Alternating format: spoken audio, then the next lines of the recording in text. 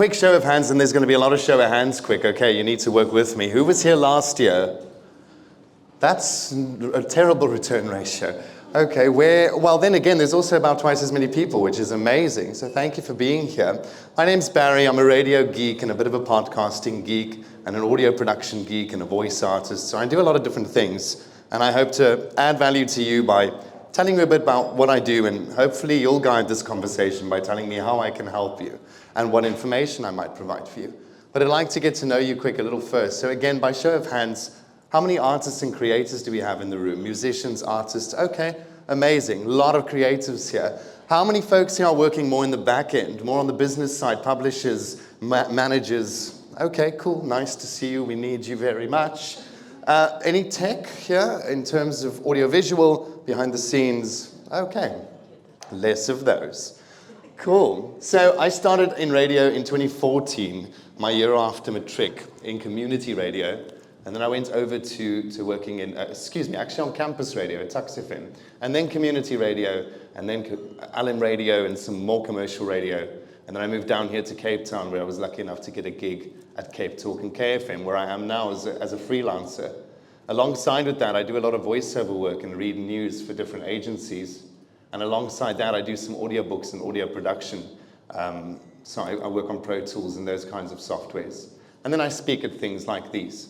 So a bit of a general radio media geek. And as I say, it's with that I hope to add value to you today. I see a lot of artists and creatives. Do we have a lot of radio listeners by show of hands?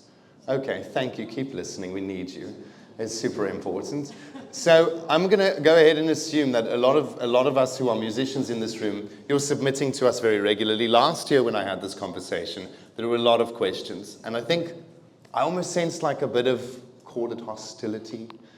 And people were wondering why they keep submitting and wondering why we're not playing it. And so I'd like to address more of those questions this year, get them ready. I'm ready for you. Luckily, Samro took a lot more heat than I will, so that's cool. I'm going to walk you through the submission process at our station and probably at most stations. And I think we'll sort of start there, as I did last year, because the response was really interesting. And I'd like to get the same feel this year. How many of you submitted to radio in the last month? That's not good at all, right? Those who haven't submitted to radio, and I really do want an answer, put your hand up, please. Those of you who have created in the last while and not submitted, why? Where are your submissions? There's one over there. I'm so sorry. I actually warned Easy I'm going to be such a runaround for him today because I want the question. You don't have to wait for the mic. Shout it, I'll repeat. First of all, why I haven't why you haven't submitted, yeah? Yeah, because one, I was using a platform called TikTok. Uh-huh. But I had so little knowledge about what happens in the back end. Got you. And then also because that I didn't want to have my music on radio without having it copyright, smart, licensed, etc. You know, and then after that, I had also, because it's what's the point of having to have the music falling on deaf ears without doing the proper work that people must repress the music as well, because I want the community to listen. And then also the mixing or the technical side of the mixing and mastering, because also there's a standard. Yeah, there is. The music should be. Okay. Let me stop you there, and I'm going to repeat it. Thank you. So he said he didn't submit because he doesn't want it to fall on deaf ears, his submission. What happens in the back end of that submission can sometimes look a little bit like a bologna factory, like it's not pleasant to see, but we eat it anyway. So it's true. The music submission process at a radio is sticky and unattractive, and I'll explain it to you. Thanks for that. Here's the mechanics of what happens.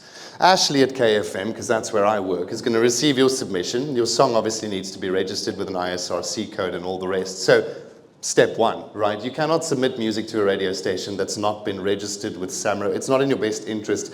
And I've had this from artists who have said, actually, my song's not licensed, but I'm giving you permission to play it. So don't worry about the licensing. You're not allowed to give me permission to break the law. So I need your song to be registered, okay? Otherwise, we cannot play it. Step one is to have that admin in order so that it's playable for radio, okay? Once Ashley's received your submission, he's going to listen to it. And based on the day he's having, I'm joking, it's not like that. No, we're going to listen to the song, whatever station it might be, and they're going to decide whether this kind of falls within our sound. And that's so hard to define. I'll use KFM as an example. Again, we play a lot of poppy stuff. We love to support local. We don't play a lot of heavy metal. So if you submit your metalcore song to us, chances are you're going to receive an email back from Ashley saying, thank you for your submission, but this doesn't really quite suit our sound. If he does think it suits our sound, it will go to the next stage, and every station has this. There's a committee, right? And that's either 2, 3, 4, or 5 people who will listen to your song, and they'll all give their input there. It's not a matter of taste, okay? People sometimes think it's because 1 or 2 people didn't like the song, and so now it doesn't get played. There's a lot of stuff we play that I don't like at all, but other people like that. So it goes through that panel, and they'll say, cool, this is good for playlisting. We'll give it a spin.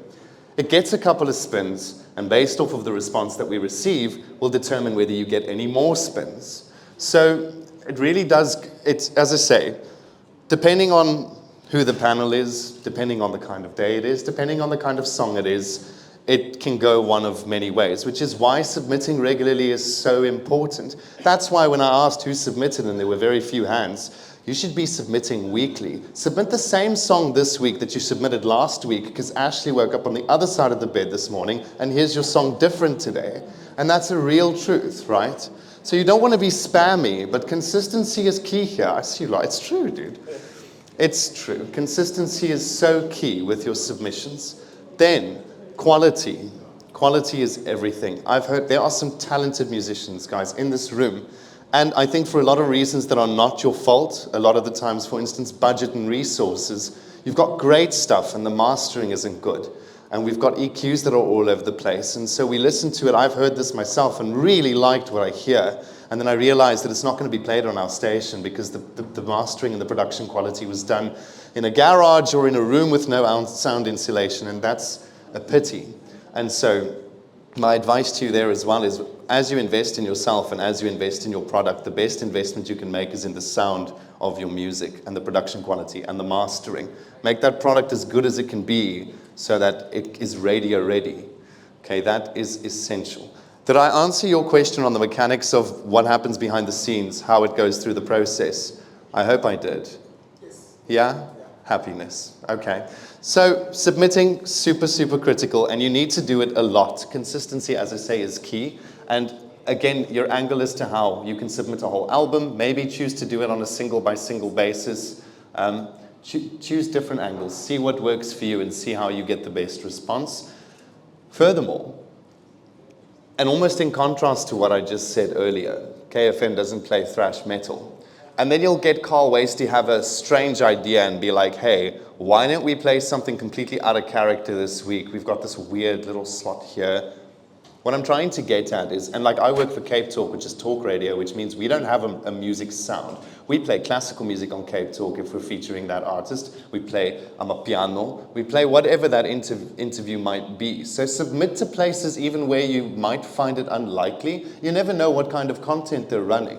And they could run content where your stuff is super relevant. Okay, so I hope that helped on the music submission process. Last year there was a comment and a question. I felt so offended, and they said, do artists pay to have their stuff played on radio? And the answer is absolutely not. Okay, we cannot be bought.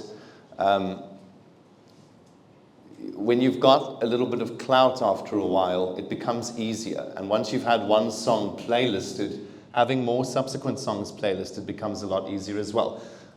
If Sipho Hot Sticks Mabuse releases a song tomorrow, do you think that we're going to play it? Yeah, of course we are, because like we'd all be really keen to see new work from Hot Sticks, right? Such clout. How easy has that become for him to get airtime on a radio station, because he's just built such reputation, and you also will with time. As you continue to submit, get a couple of spins. It's really a matter of consistency and carrying on with that. So anyways, I went on a tangent there. Thanks for your question on radio submission. Another part of the work I do, which is why I wanted to talk a bit on capitalizing on your content. I make podcasts and audiobooks, and I've done some Foley for some Netflix and Showmax productions with the studio. And it was all really about capitalizing on one skill, and that's audio production. And so for the producers here, Samro said last year at this talk that the largest amounts of money often that they pay out to their members are not to people that are famous. They're not people you might have ever heard of before. They're making music for commercials. They're making jingles for radio. It's an incredibly, incredibly profitable space.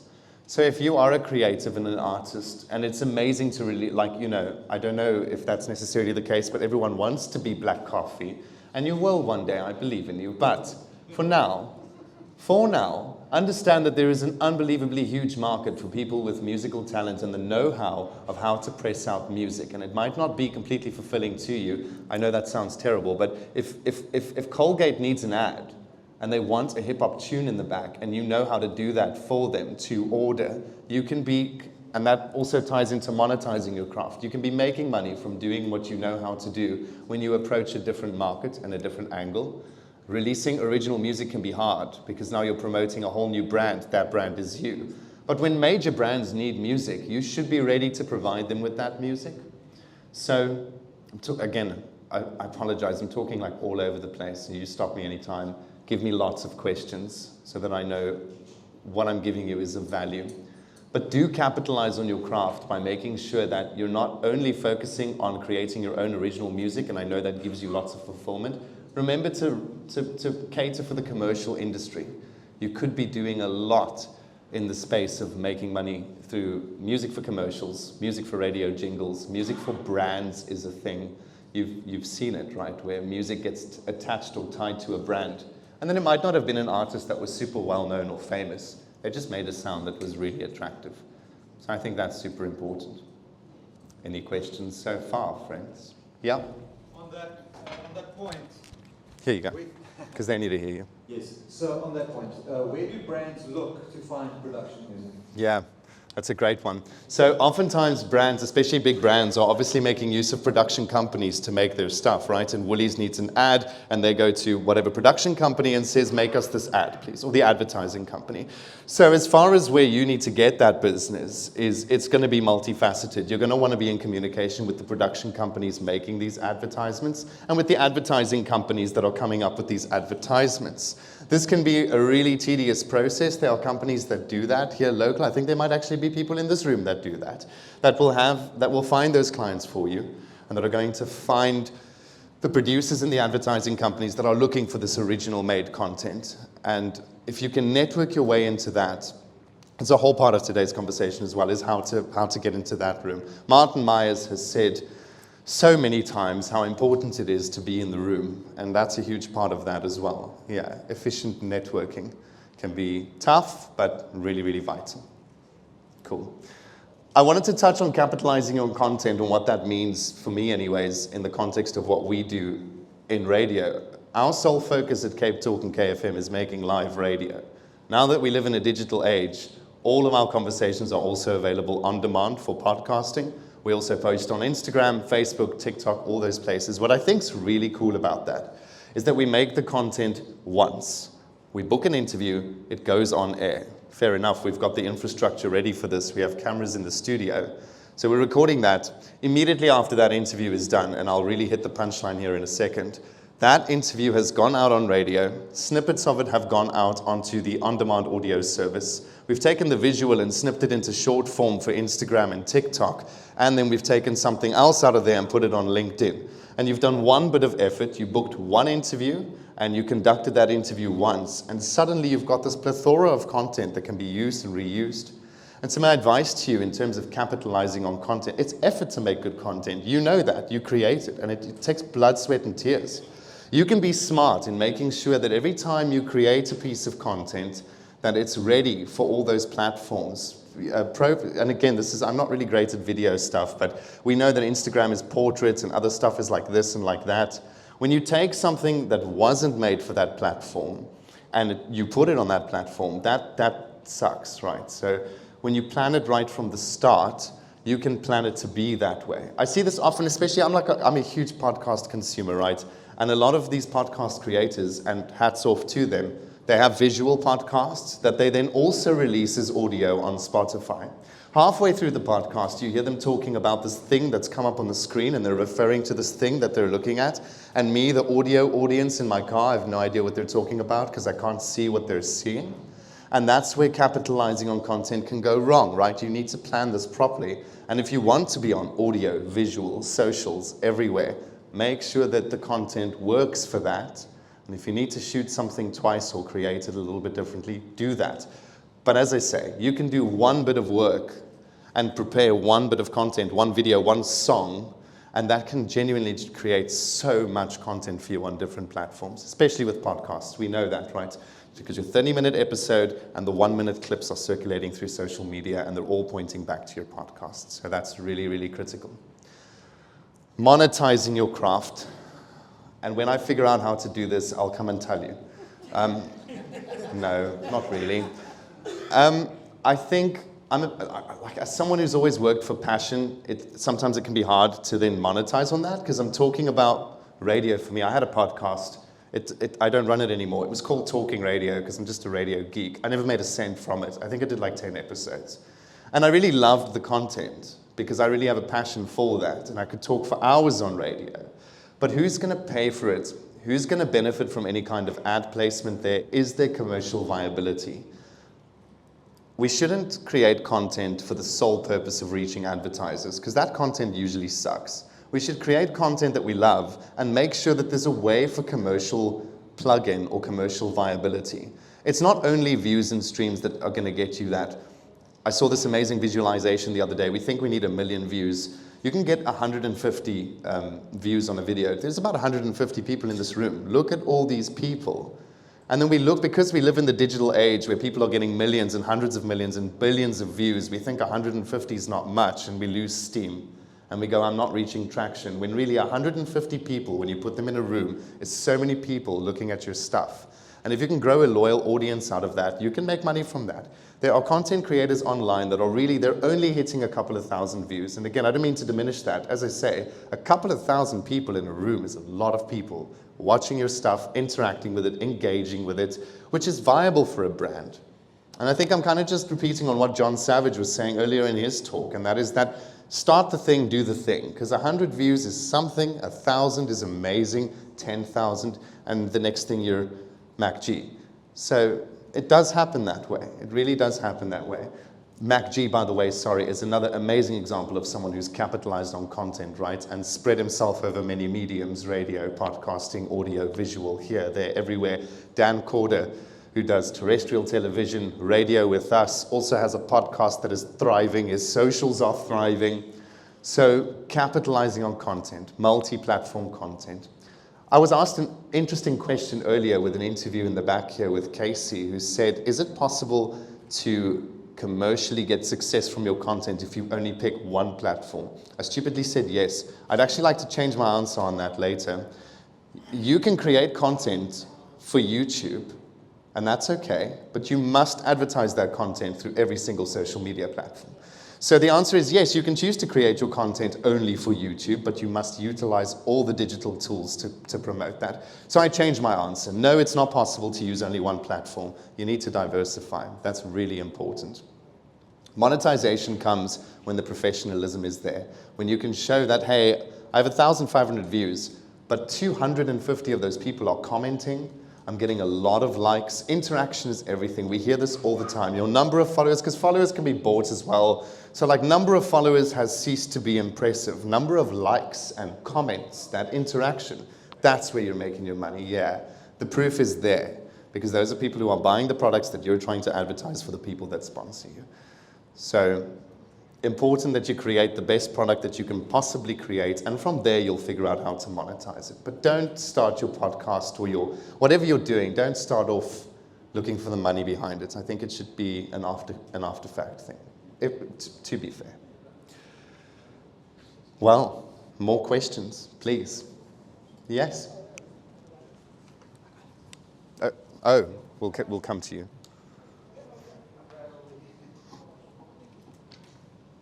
Yeah, good afternoon, everybody. My name is Kenny Summers. I'm an artist. I just wanted to just take you back a little bit when you were talking about interviews for radio. Like, okay, I've submitted my song. How do you then, because obviously, like, I want people to now get into the world of the song. And possibly get an interview on radio? What's the line that draw? Because I'm also upcoming. I haven't built any clout yet, but I want to get an interview on radio. Like what? Yeah, what are the steps? Got you. Yeah. Got you. No, it's a good question. Thank you. And it's sort of the same as submitting your song. Submitting for an interview just goes through a different person. Knowing who to contact is everything, and I'll share that here and now. If you're submitting music, it must be done through the music compiler. There'll be a relevant email address or online submission system for every radio station is different. I'm coming to butt in here. Tweedledee, Tweedledum. Producer of my show. Yes, I produce Mart's show. You want an interview? Just I'm going to be brutal. Call me. Why? What's your song about? Give me 10 talking points. What are you doing? Where are you going? What is the song about? You won't submit it to me. You'll submit it to my producer. He'll look at it and say, Bart, this guy's interesting. We can perhaps put him on for 30 minutes. Not hello, the song is about Pile Mzala Stimela, and we play the song and you're gone. The advertising value equivalent of my half hour on KFM is 48,000 Rand. The audience is 144,000 or whatever, 108,000, as measured by Newsclip. You want that type of feedback, because I came to Butting to ask, but how do I get onto CapeTalk, onto John Matham's show, which is the drive show? And if you don't have your SH1T together, he'll eat you and spit you out. So what is your selling point to interest me to be on the show? My door is open 365 days a year. But releasing a song is not good enough anymore. What are you doing to amplify the story afterwards? Because on Barry produces it, it goes up, it goes out Thursday night. Friday morning, 7 a.m., I send you a podcast of that exact show. What are you going to do? It's a two-way street. Content.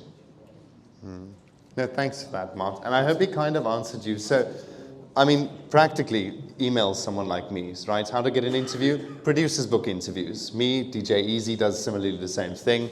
So, producers who you want to contact. And yes, get an influx of emails every single day, hundreds and hundreds and hundreds. And for some reason, I need to choose yours. And you need to convince me sounds terrible, I suppose, but understand that there really is so much, right? And so, why you? And ask yourself that, make it interesting, come with, as I say, either provisional questions, why is it interesting, what makes you interesting, besides going, hey, I'm a musician and I want airtime, yes, I know that, why should I give it to you? And out of the revenue generated from the half hour on CapeTalk that Martin has, we need to ensure that content's good, and that the listener who listens to it is enjoying that. And so, yeah, getting an interview, answer, email a producer, second answer, make that email good, and interesting and to the point. I had this tangent last year, I'm going to make it so short. When you submit music, when you submit for an interview, anything like that, guys, short and sweet wins it. We deal with hundreds of submissions, thousands of emails. I'm not saying they get ignored. I'm saying I don't have time for your 10-page press release. I don't. So short, sweet, song, ISRC, bio that is like 3 sentences long. Like, just get right to the point. If we want to know more, we'll book you for an interview. Yeah. So keep these submissions really punchy, really to the point, easy to listen to. External links suck, okay? In fact, our company has a rule that we don't click on them. So when you send me the song and you put it on Dropbox and you attach a link, I'll never hear it because I don't follow external links for cyber security reasons. Send me the MP3. And again, no radio station's going to jack your song, okay, chill. We're not going to play it without letting you know or anything like that. So send us an MP3 so I can click on the MP3 and listen to it. Don't put it on a Gmail. And it's really, I commend the effort, right? I've seen people put amazing press packs together, and I go to a Google Drive thing, and there's pictures, there's bios, there's songs, there's so much material, and then I really applaud that professionalism. That's not good for a submission. That's good for prior interview, and that's where I'm going to do my research before we interview you. But to get that interview, short and sweet, one email, attachments, that's just some advice I want to give you. Quick question. Yeah. What's your version of a clean song, like a clean song? What do you mean without swearing? Simple. No swearing. Simple. You can't go FFF, PPP, CCC. Is it okay if those words are cut out or like cut out and then flipped like in the reverse? I worked for Sony for 17 years. I'm using bad examples. P. Diddy, Notorious B.I.G., they had language in there. You've got a radio edited with it all edited out. Yeah. South Africa is an incredibly conservative country. You edit that stuff out, otherwise you're never getting airplay. It's not even a debate. Yeah, that's true. I'm not. Yeah, but look, you can submit. And everything else will come down you, because there'll be some lady listening and going, oh, you just play profanity on the radio. And the radio station that plays it will be in mega trouble.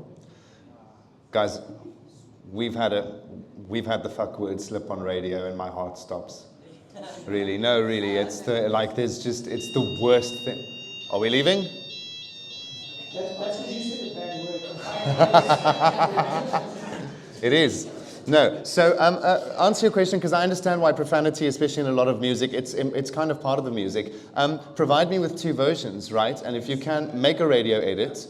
And because you've heard it on KFM, we've played songs with profanity, and we bleep it, or we do something, or we whatever. So if we like the song enough, we'll play the edited version. We'd never play anything with profanity on it, ever.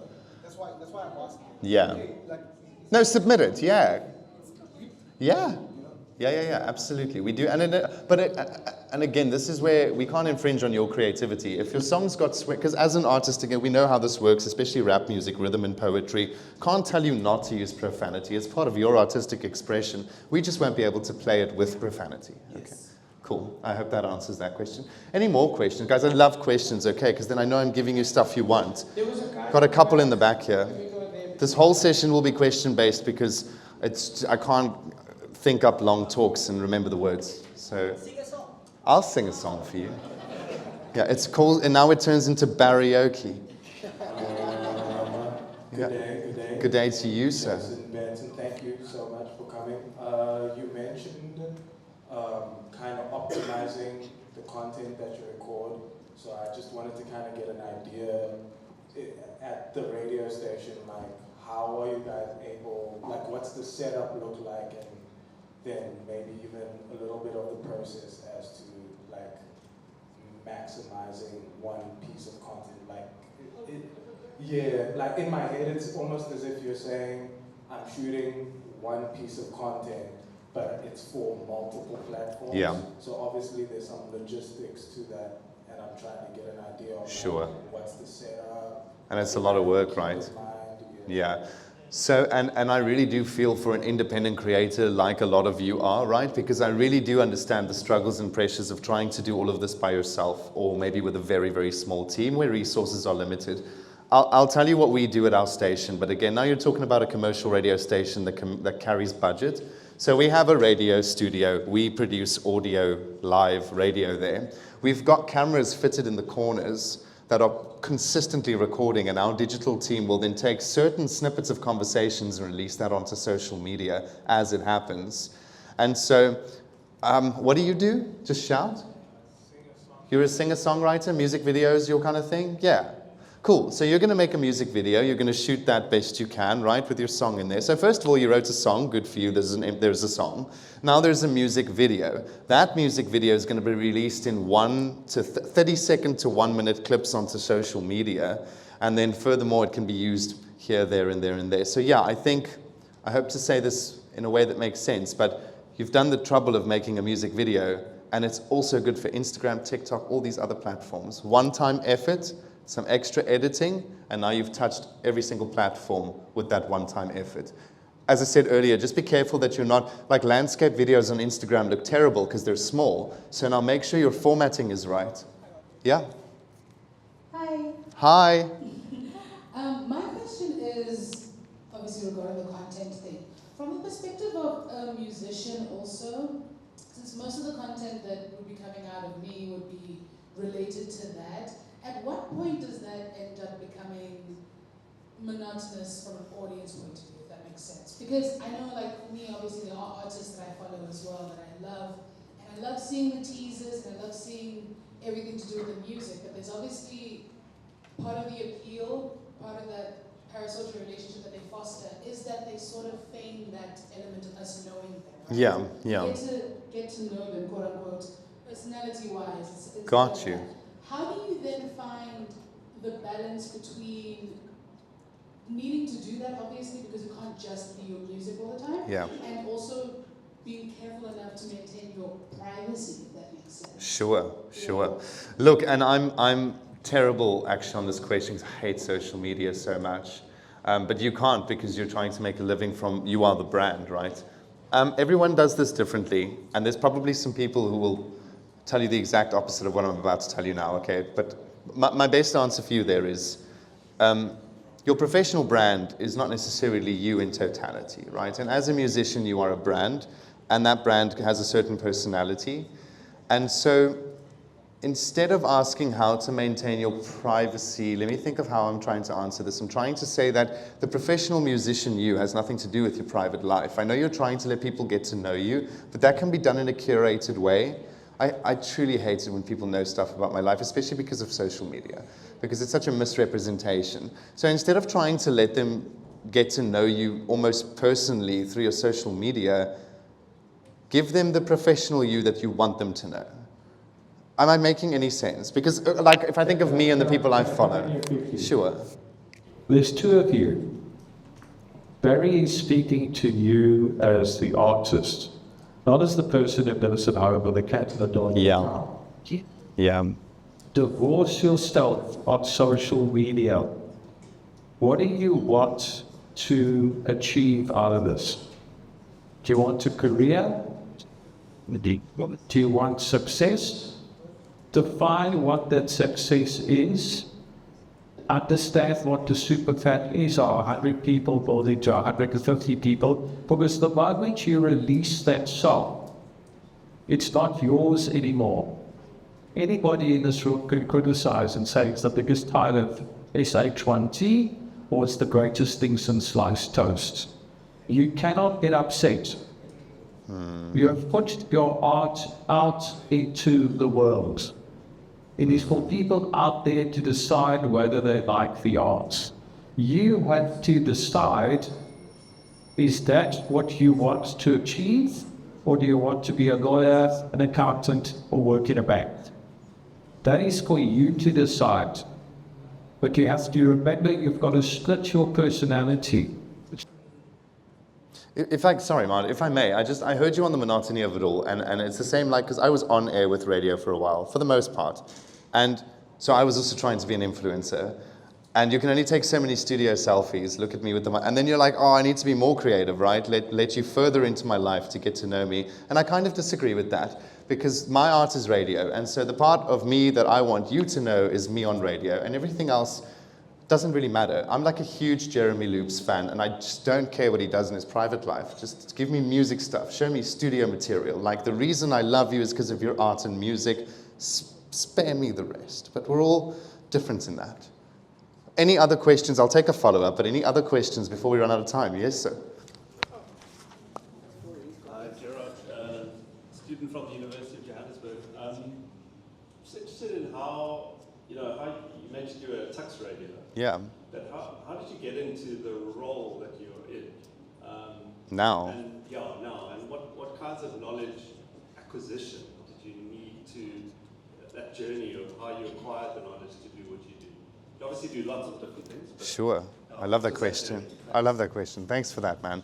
I went to, guys, I'm going to make this so fast, right? Because my life's not nearly as interesting as like DJ Ready D's.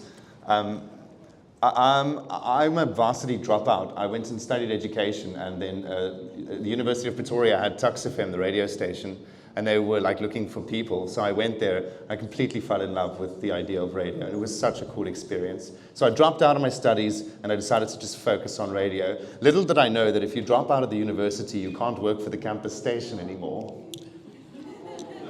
So I'm like, oh wow, I love radio so much, but now I need to leave here as well. So I had to find community radio. And I did the thing that everybody like frowns to do, and I worked for free for so many years, and I just knocked at every single radio station's door, and I was like, hey, I'm super passionate, I've learned a little, can I come make coffee? And it resulted in so much for me, I really mean that. And then I knocked at this station called Ekurhuleni FM's door in Johannesburg, and they were like, guys, I was on radio for 6 months, and we're like, yeah, our breakfast presenter just left, do you want to host the breakfast show? I was like, excuse me?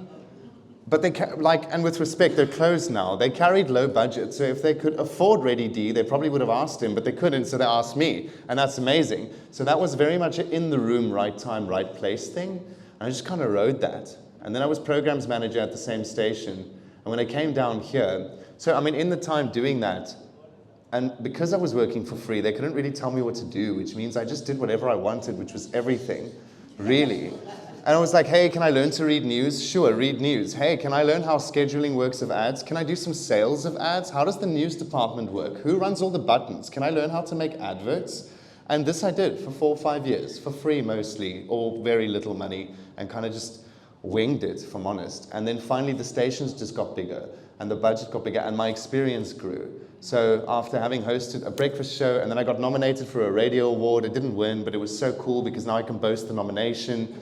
And so all of this experience kind of resulted in what I would call now the equivalent of some sort of degree in radio, as it were. So when I came here knocking at CapeTalk's door, they gave me time of day enough to at least have a cup of coffee with me. Listen, I'm nearly 30 now, not 30 yet, and so not above working for free still. And when I moved to Cape Town, I phoned CapeTalk. I was like, hey, can I come make coffee? It's like same angle, like can I come and just hang about? Like you don't have to have budget for me just yet. And that conversation just went great. They were like, actually we need freelancers, we do have budget, come help out, and boop, it grew. And I encourage people to do this, we really there's this balance between knowing your value, guys. I always speak to people who's like, I know my value and I'm not gonna budge on my value. But you do need exposure, you do need experience. People aren't gonna pay you to make mistakes on their time, but they're sometimes forgiving when you're doing it on your time. So I worked for free for years, man, and that was really, because I needed some form of something. Otherwise I was just a dropout. I'm not coming in because he's my producer on a show that's now next year, we run it 3 years. But I would give you the show on CapeTalk about Starden. And you must remember Prime Media is a machine. It was probably the most popular radio and then it's it's similar to its Eyewitness News. It's 94.7, it's KFN. Pass on that to everybody in this room. When you like the musical one, you can do it. And Tessa said to me, "Rod, meet your producer, Barry." This guy said, "Kid, sure." I'm taller than that. And we just hit it off. Why? And I've been at Saudi for X amount of years, I've ran this, something like that, yes. A bit of maybe ego or something like that. Played up. Incredibly professional, incredibly disciplined, incredibly calming, on time, continuing. She sometimes doesn't work when I don't work. We record every single week. We've got 200 episodes out. I said to him, tomorrow can we record? I've got the fantastic article stuff coming in and the lady from LRC. Can we start at 9? We'll be finished by 11. Yeah, some mornings he's producing Africa Valadi's show, so he's there at 3 a.m. A lot. Africa show at 3. Then he'll do John Mason the show in the afternoon. And then mining a little of the day when we decide to do mine as well. There's that to be said as well. And then I, for the last 3 months, produced my show while I was at Portugal visiting a friend who was getting 90 days, shaking the visa. I got back for 90 days. But never missed a beat with doing the show. And that's what people want to see, particularly at my age. I don't know how the tech works. I know it happens. And it's brilliant. But that's what, as Barry said, and I've been taught, we never know who's in the room watching. You need to pitch up. That's what we've done with the CapeTalk show. We've pitched up. We've pitched up for over 2 years. We've had the good, the great, and the heavyweights. But the door's open. Nobody from last year has reached out. Nobody from the year before has reached out.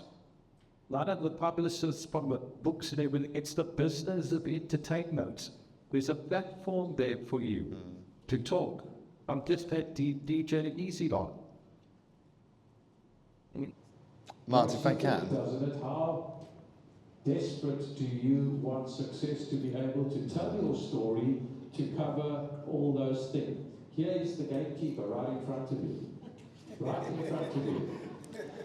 Question over there. Hi there. Nice to meet you. And you, mate. Thanks. So I'm like a fish out of water here. So I'm a former professional football player. So I started a podcast some years ago. And my question, and I was just chatting to DJ that about monetizing. So a couple of years ago, a very famous soccer newspaper wanted to buy my podcast, and I said no to it. But then they offered me the job to do their podcast for them. Nice, And nice. I also said no to that. Another, maybe 2 years ago, Yeah. Community FM in Johannesburg had my podcast as a soccer podcast on their station. Right. On their station. But I found out like some crazy things because we didn't sign a contract. Cool. It was just like working for free. Giving me the platform, hosting my soccer show on the. And that's awesome. I mean, yeah. So now we were just chatting, but we're speaking about monetizing and capitalizing on your content. I love doing what I do, but getting to that point where how do I get to the monetizing part? Did I make a mistake by removing myself from the radio? No, you made a decision based off of the information that was available to you. Good for you for not selling it. That was, I mean, let's be real. You passed up. Sounds like 2 opportunities, right? The first was to sell it. You decided that was not for you. The second was to do it for them. You decided that's not for you. You'd rather do it your own way. And so I think another approach, and it's only one, is to go find your own sponsors to sponsor you to do that. And again, it sounds like you've had some viewership. It's been there for a while. So that's cool, and it's simple at this point, creating a pitch document or pitch deck and finding sponsors relevant to your field. If it's a football podcast, then there's probably, I mean, I'm thumb sucking, but like Sportsman's Warehouse, kind of probably a really viable sponsor there. So for you, sounds like what you want to do is you want to continue to host your own podcast yourself. And if I were you, I would sell sponsorship for that. And that's relationship building. And that's how I want to wrap, because I see I'm going to go over time here. A huge part of monetizing, not only your craft, but also just because, like I said, I don't have a podcast or anything, but I also had to figure out how to monetize my own skills in this life and not only work for free.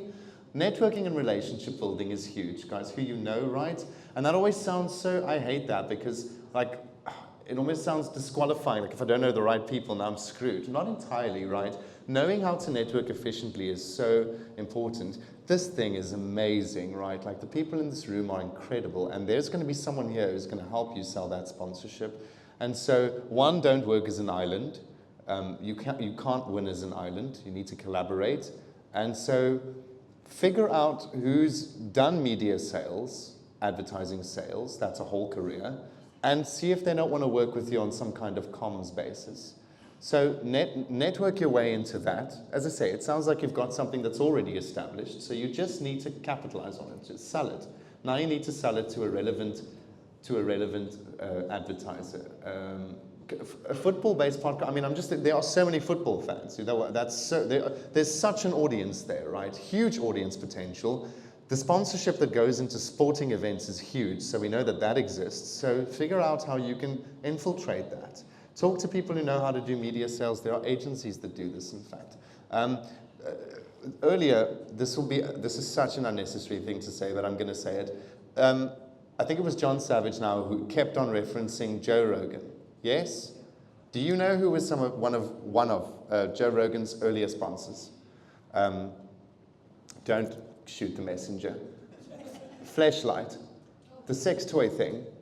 Really? But hear me out. He went to, because he's got a very unconventional podcast, raises a lot of hairs. So he found himself a really unconventional sponsor, who they paid him a lot of money for that placement. So, don't look in the obvious spaces either. There's so many brands who've got money to throw at but do you have the views? I know this talk's been kind of all over the place. Last year's was as well, okay. I don't know why they invited me back, but they did. It was lekker. I'll take a couple more questions if I have time. Someone cut me off, but until then, gooi, like... I think we can do two more. Two more questions. Wait, you want to come back?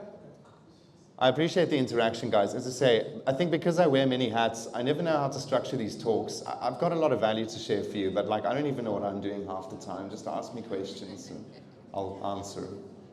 Oh, hi. Hey, man. So, yeah, regarding you said what you do, right? You said you do voiceovers, right? Which you should too, yeah. Oh, yeah. So I was about to ask, do they platforms, online that I can approach? Yeah, so I happen to run one. So I'm a voice agent. I represent voice artists, and we'll chat after this. So is this a great interview type? Well, yeah. What a great introduction. Yeah, yeah. So, and that's another, hey, listen, this is a thing also real quick, and this was an accidental business that I started, and you should do the same thing. I was promoting myself as a voice artist, and then the clients that I did get were like, hey man, thanks for the voiceover. Don't you have an African female for us? Don't you have a colored male for us? Don't you have a child who's about 11-ish for us? And I'd be like, sure, I have friends, and I'd phone them up, and the next thing now, I have 80 voice artists whom I manage. And that's, hey, you can do that too. And so if you are getting bookings, guys, community, and I'll leave it at that. Community is so important, okay? And if you're getting bookings with gigs, collaborate with other artists. Collaboration is so important, okay? You can't win as an island. So create jobs for your friends. Organize events together. I met someone at MEX 2 years ago, Kenny G, who's a rapper, and they invited me to a hip-hop show they did in Bree Street. And they just did a hip-hop show in a coffee shop in Bree Street. Money was made. Again, I don't know how much, but they collaborated. It was about 4 artists, and they did a thing, and it was really, really cool. So collaborate, make work for your friends. They will in turn make work for you. Okay, thanks for having me.